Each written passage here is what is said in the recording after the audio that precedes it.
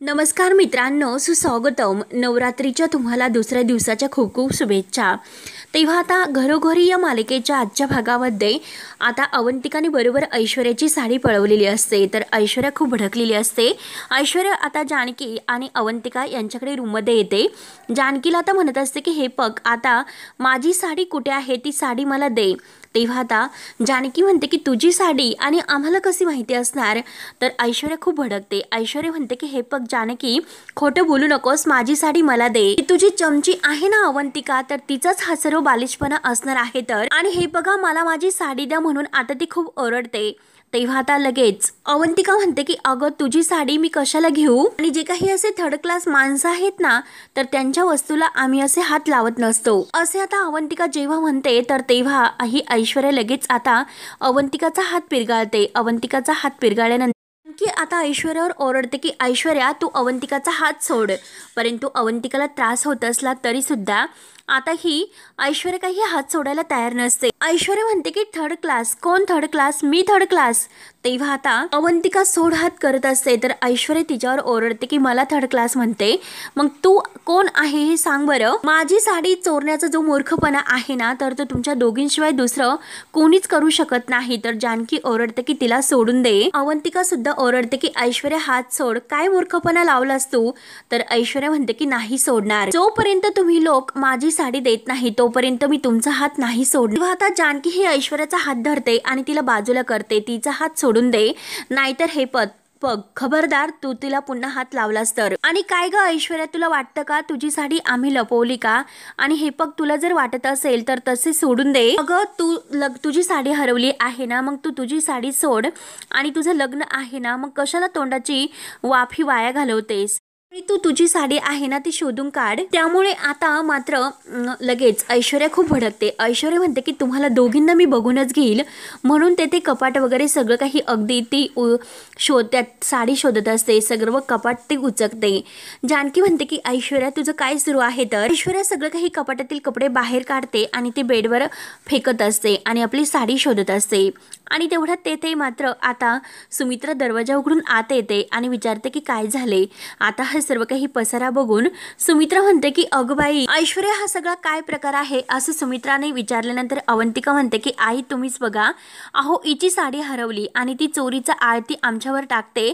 आम्ही हिची साडी कशाला घेऊ बरं. हिच्या साडीचं आम्हाला काय करायचं आहे, हिला स्वतःला नीट सांभाळून ठेवता येत नाही का. तेव्हा ऐश्वर्या म्हणते की उगाच हा आळ आणू नका, आणि मला माहिती आहे की तुम्ही सगळेजण लोक हे मुद्दाम करत आहेत. हे बघा आई, माझी साडी माझ्या डोळ्यासमोर होती आणि तेव्हाच ती कुठे गायब झाली असेल. मग माझी साडी दुसरे कोणीतरी घेतलीच असेल ना, म्हणूनच ती गायब झाली असेल. आणि मी तुम्हाला सांगते की आई, ह्या दोघी मुद्दाम करतात, कारण माझं लग्न होऊ नये यासाठी. त्यावर आता सुमित्रा म्हणते की अगं ऐश्वर्या, तू असं काय करतेस. अगं, ह्या दोघींना जर काही करायचं असतं तर त्यांनी अगोदरच केलं असतं. त्यांनी आता कशाला तुझी साडी वगैरे घेतली असती, इतके दिवस त्यांनी कशाला वाट बघितली असती. तेव्हा आता अवंतिका म्हणते की हो नाही, एक्झॅक्टली. आणि हे बघा आई, अहो हिच्याकडे काही पुरवणार नसताना हिने तर आरोप तर माझ्यावर साडी चोरण्याचे केलेत, आणि उलट हात सुद्धा माझा पिरगाळला. आणि बघा ना आई, हे वन कसे उमटलेत. तर जानकी म्हणते की हो आई, बघा कसे वन उमटलेत बरं. तेव्हा आता सुमित्रा म्हणते की ऐश्वर्या काय हे. आणि तेवढ्यात आता आजी गुंडे गुंडे करत धावतच येते आणि म्हणते की अगं गुंडे, कुठे आहेस तू. अगं, तुझी साडी माझ्या खोलीत कशी आली बरं. तेव्हा आता अवंतिका आणि जानकी मुद्दा म्हणतात की काय बोलतात आजी.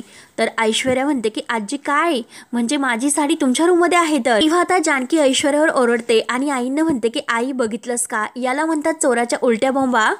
रूम मध्ये ऐश्वर्याची साडी आहे आणि ती तर आरोप आमच्यावर करते. काय ग ऐश्वर्या, जर आम्ही तुझ्यावर आळ घेतला की तू आम्हाला त्रास देण्यासाठी हे सर्व करते, तर ते तुला चालेल का. तेव्हा आता ऐश्वर्या काही न बोलता म्हणते की मला उशीर होतोय, माझं लग्न खोळंबलेलं आहे, म्हणून ती जायला निघते. तर आता जानकी तिचा हात धरते. एक मिनिट असं म्हणून तिला थांबवते आणि म्हणते की काय ग, काय लग्न खोळंबलेलं आहे. कुठलं लग्न आणि काय. अगोदर हा पसारा केलेला आहे ना, तो सर्व पसारा आवरायचा. कपडे जे काही उपसून तू बाहेर टाकलेत ना, ना तर ते अगोदर कपाटात लावून द्यायचे आणि मग बाहेर जायचं आणि मग ते खोळंबलेलं लग्न करायचं. जानकीने आता चांगले डोळे हिच्यावर मोठे केलेले असतात. तेव्हा आता ऐश्वर्या म्हणते, हे बघ माझं लग्न ठरलेलं आहे आणि ते लग्न जर ठरलेल्या वेळेत नाही झालं आणि ते लग्न मुहूर्तावर व्हायलाच हवे. तर जानकी म्हणते की हो ना, लग्न तर मुहूर्तावर व्हायलाच हवे. त्यासाठी लग्नाचा आणि लग्न करणाऱ्यांचा हेतू चांगला असायला हवा, मन स्वच्छ असायला हवं आणि हे लग्न तू कशासाठी आणि का करतेस हे सगळ्यांनाच माहिती आहे ऐश्वर्या. त्यामुळे चल आत्ताच्या आता हा सर्व पसारा आहे ना केलेला तो आवरून घे, आवर लवकर तो पसारा. अवंतिकाला हसायला येत असतं आणि सुमित्राला सुद्धा. तेव्हा आता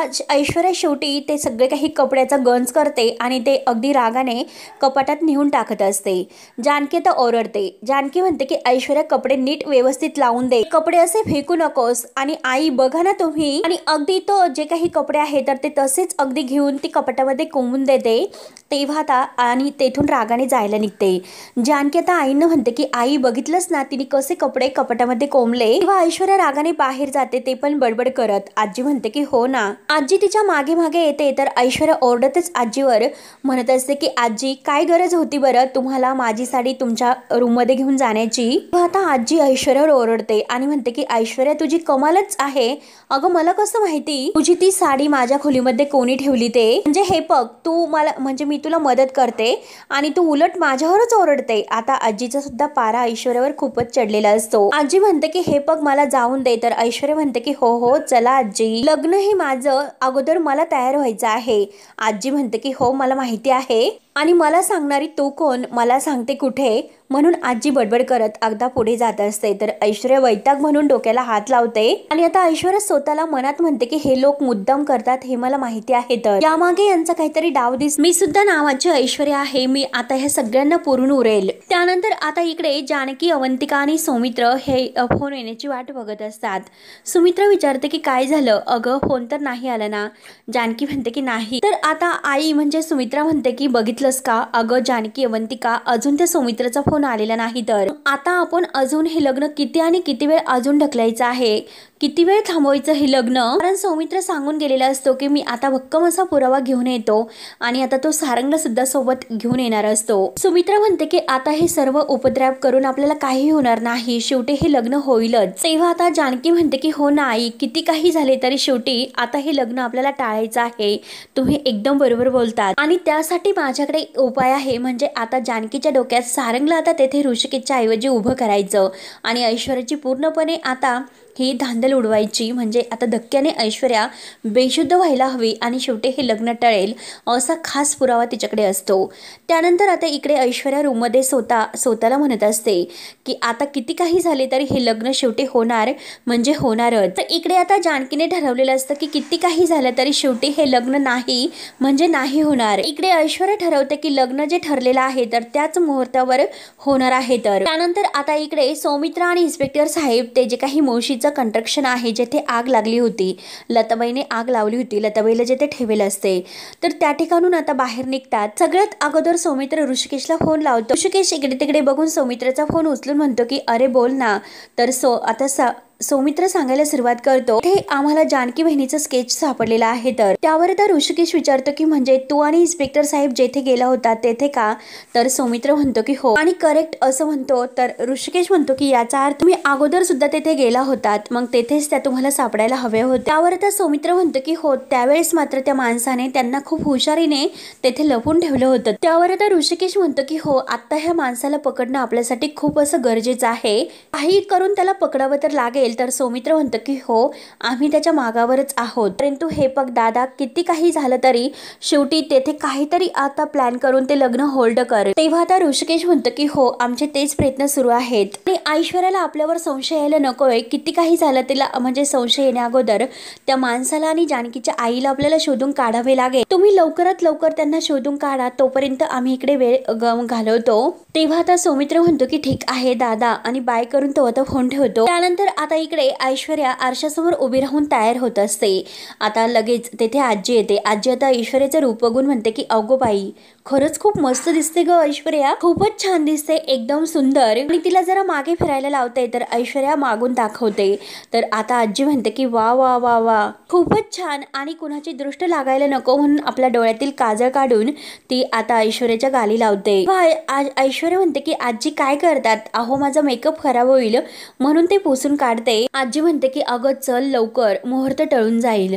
ऐश्वर्या म्हणते की हो ना आजी, आणि चला बरं तुम्ही सुद्धा तयार व्हा. आजी म्हणते की हो हो. त्यानंतर ऐश्वर्या बाहेर येते. आता तिच्या मैत्रिणी तिला बाहेर घेऊन येतात. तर बाहेर अवंतिका, नाना, गुलाबदादा, जानकी, सुमित्रा हे सगळेजण अगदी तोंड पाडून बसलेले असतात.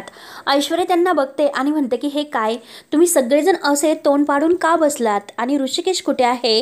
तेव्हा आता जानकी तर काही बोलायला तयार नसते. तेव्हा ती जानकीवर पुन्हा ओरडते आणि ऋषिकेश कुठे आहे असं विचारते. तर जानकी म्हणते की त्यांना आवरायला अजून वेळ आहे. तेव्हा ऐश्वर्या विचारते की अजून किती वेळ आहे?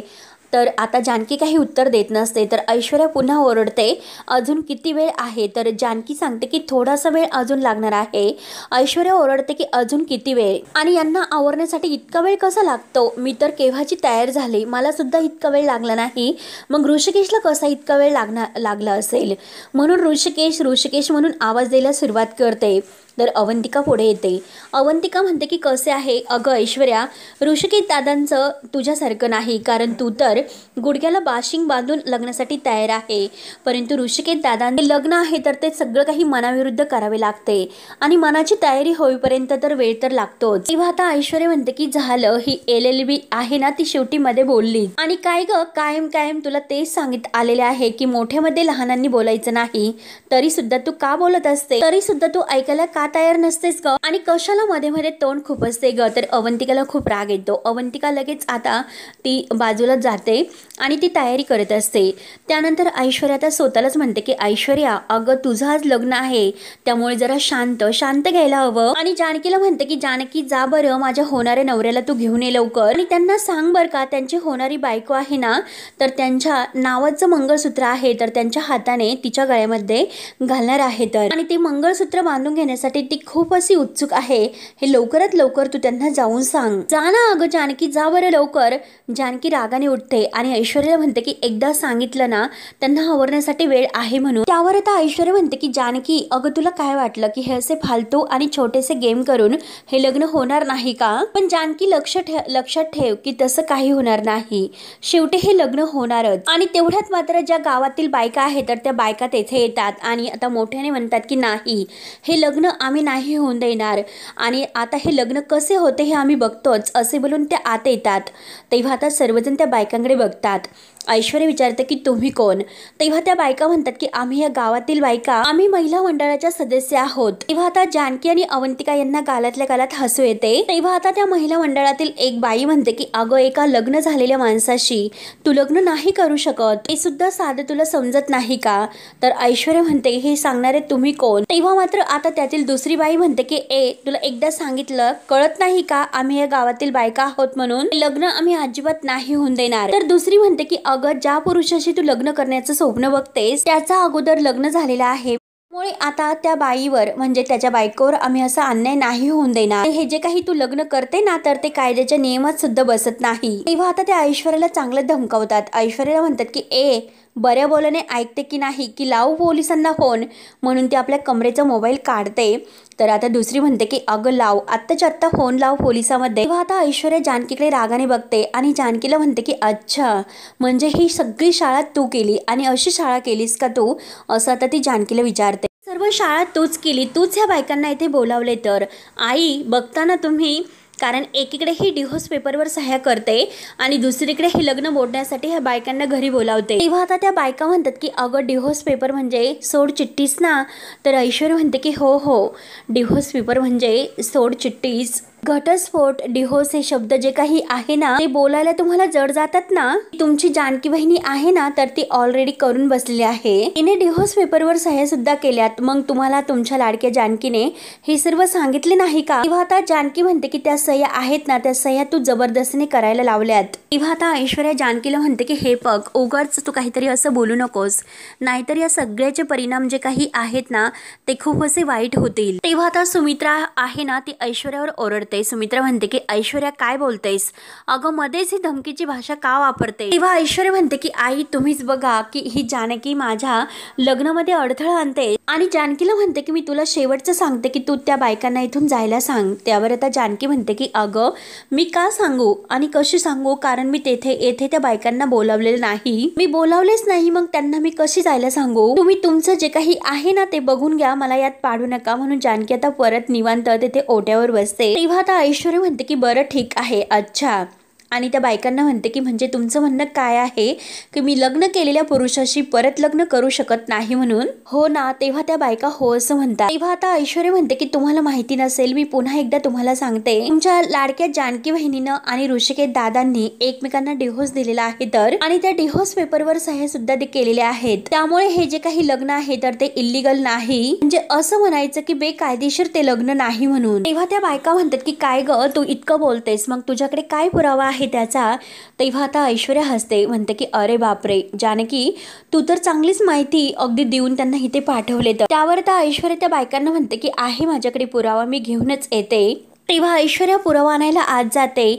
त्यानंतर मात्र आता इकडे हा मास्कमॅन आहे तर तो आपल्या गुंडाला म्हणतो की मुद्दाम ह्या लताबाईला मी बाजूला ठेवलेला आहे आणि त्या मायाला दोघींना वेगळं मी मुद्दाम ठेवलेलं आहे, तर कितीही काही झालं तरी ह्या येथून जायला नकोय. आणि हे पग तू सुद्धा बाहेर जायचं नाही, कारण तुझ्या मागावर पोलीस आहे. आणि हे पग जर तुला पोलिसांनी पकडले तर तू वाचणार नाहीस, आणि त्यांच्या नजरेसमोर तू जर आलास तर जगाच्या नजरेसमोर तू पुन्हा कधीच येणार नाही, हे लक्षात ठेव. आणि याचा जो बंदोबस्त आहे ना तो सर्व मी करेल. तेव्हा तो त्याचा गुंड म्हणतो की हो साहेब, मी इथून कुठेही नाही हलणार. तेव्हा तो मास्कमॅन म्हणतो की व्हेरी गुड, आणि हिम्मत सुद्धा करू नकोस. त्यानंतर आता तो मास्कमॅन तिथून निघून गेल्यानंतर आता हा गुंडा आहे तर लताबाईच्या तोंडाला जे चिकटपट्टी लावलेली आहे ती बाजूला काढतो आणि म्हणतो की ए थेरडे, कशाला आग लावलीस, मग आता भोग आपल्या कर्माची फळं. तेव्हा आता लताबाई म्हणते की अरे अगोदर तर काय वेगळं करत होते, भोगतच होते. अरे मी तेव्हा एकटी नव्हते तर ती बिचारी माया सुद्धा माझ्या सोबत होती. आणि कुठे आहे रे ती माया, सांगा रे सांगा, कुठे आहे ती माया. म्हणून आता लताबाई रडत असते.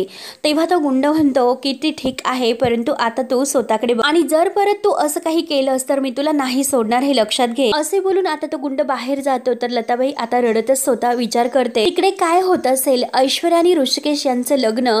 म्हणून आता लताबाईला खूप टेन्शन येते. देवा काहीतरी कर, माझ्या जानकीला वनवास देऊ नकोस, आणि माझ्यासाठी ऋषिकेश आणि जानकीचा जोडा आहे तर तो राम सीतेचा आहे. किती काही जरी झाले तरी त्यांना वेगळं करू नकोस देवा. अरे तूच आता आहे की त्यांना आता वाचू शकतो, आणि त्यांच्यावर कृपादृष्टी तूच ठेव बाबा आता. त्यानंतर आता ऐश्वर्या डिव्होर्स पेपर घेऊन येते आणि त्या बायकांना दाखवते आणि म्हणते की घ्या बघा, हे डोळ्यांनी स्वतःची चेक करा, कारण यावर तुमच्या दादा वहिनींनी सह्या केलेल्या आहेत. आणि याची जी ओरिजिनल कॉपी आहे तरी ऑलरेडी ती कोर्टात सुद्धा सबमिट झालेली आहे. असे खुश होत मात्र आता ऐश्वर्या त्या बायकांना सांगते. घरातील सर्वजण आता ऐश्वर्याकडे रागाने बघत असतात. ऐश्वर्या आता त्या बायकांना म्हणते की लिगली आता हे डिव्होर्स पेपर झाल्यानंतर यांचं लग्न तर मोडलेलं आहे, तर त्यामुळे हे पगार तुमच्या ऋषिकेश दादांसोबत लग्न करण्यासाठी मला कुणाच्याही परवानगीची गरज नाही. आणि अजून सुद्धा तुम्हाला जर काही बोलायचं असेल तर आता तुम्ही नाही तर मीच पोलिसांना बोलावते. तेव्हा आता लगेच त्या बायका जानकीला म्हणतात की जानकी ताई, खरंच तुम्ही ऋषिकेश दादांना सोडचिठ्ठी दिलीस का, असं का केलं तुम्ही. त्यावर आता जानकी सांगते की माझा नाईलाज होता. तेव्हा आता त्यातील दुसरी बाई विचारते की अहो जानकी ताई, असं कोणता नाईलाज होता, तुम्ही स्वतःच्या नवऱ्याचं लग्न ह्या बाई बरोबर लावून द्यायला निघालास. त्यावर आता जानकी त्या बायकांसमोर हात जोडते आणि म्हणते की हे बघा, हे जे काही मी केलंस ना त्यामागे एक कारण आहे, आणि ते कारण मी तुम्हाला आता नाही सांगू शकत, त्यामुळे प्लीज तुम्ही मला समजून घ्या. त्यावर आता त्या बायका म्हणतात की ताई हे बघा, तुम्हाला नाही समजून घेणार तर आणखी कुणाला समजून घेणार आम्ही. एवढं मोठं पाप तुम्ही काहीतरी कारण असल्याशिवाय करणार नाही हे आम्हाला ठाऊक आहे, तर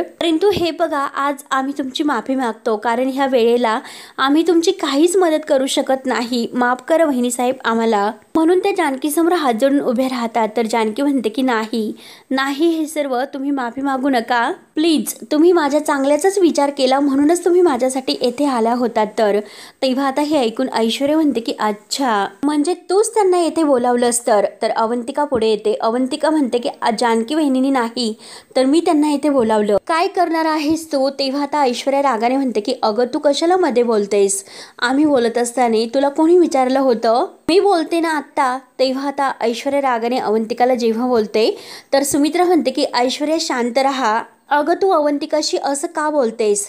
तेव्हा आता ऐश्वर्या रडण्याचं थोडंसं नाटक करते आणि म्हणते की आई तुम्ही मला का बोलतात, अहो ही अवंतिका बघा ना कशी बोलते, तुम्ही सांगा की तिला नक्की काय आहे. तुम्ही नानांनी आणि घरातील सगळ्यांनी आमच्या लग्नासाठी परवानगी दिली आहे, तर जानकी आमच्या लग्नाचा खेळ खंडोबा करते, मग नाना तुम्हीच काहीतरी बोला.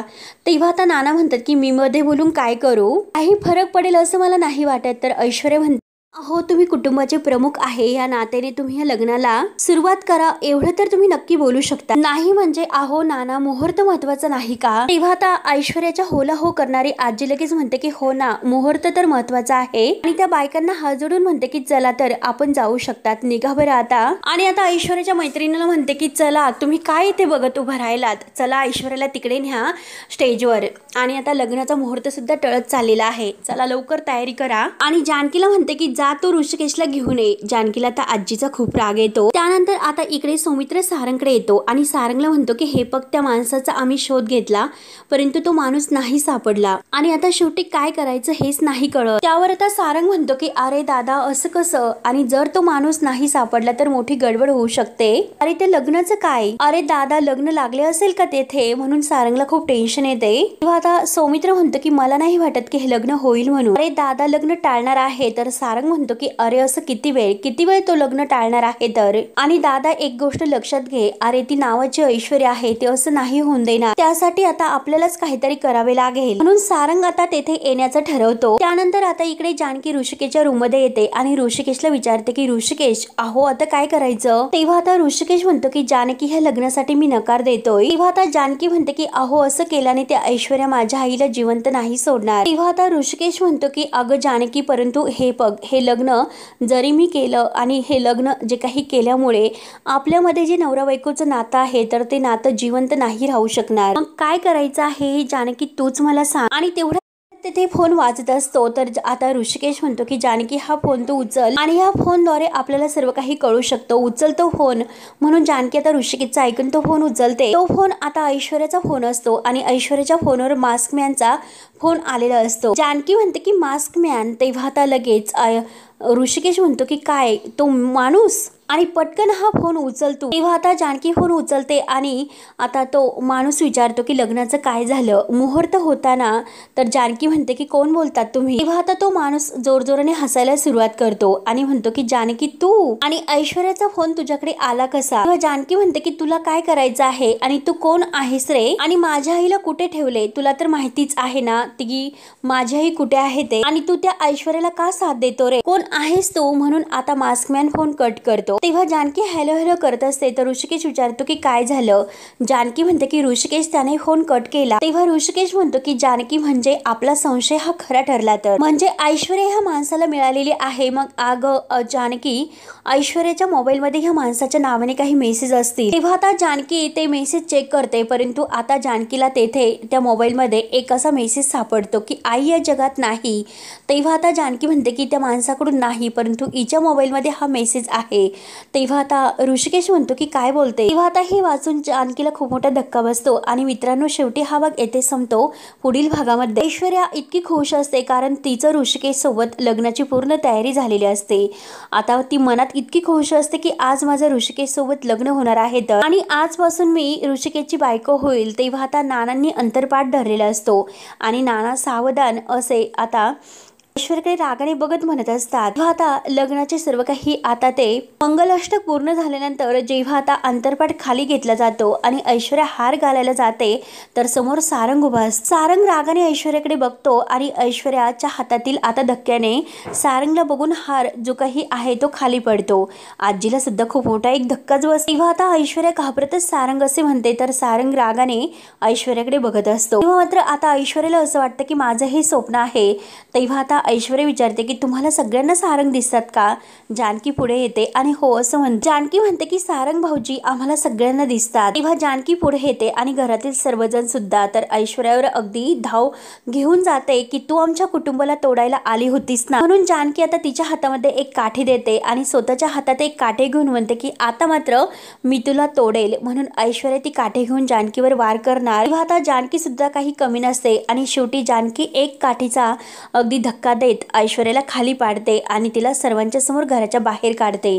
तेव्हा आता मित्रांनो पुढे काय होईल हे बघण्यासाठी आपल्या चॅनलला नक्कीच तुम्ही सबस्क्राईब करत राहा. धन्यवाद.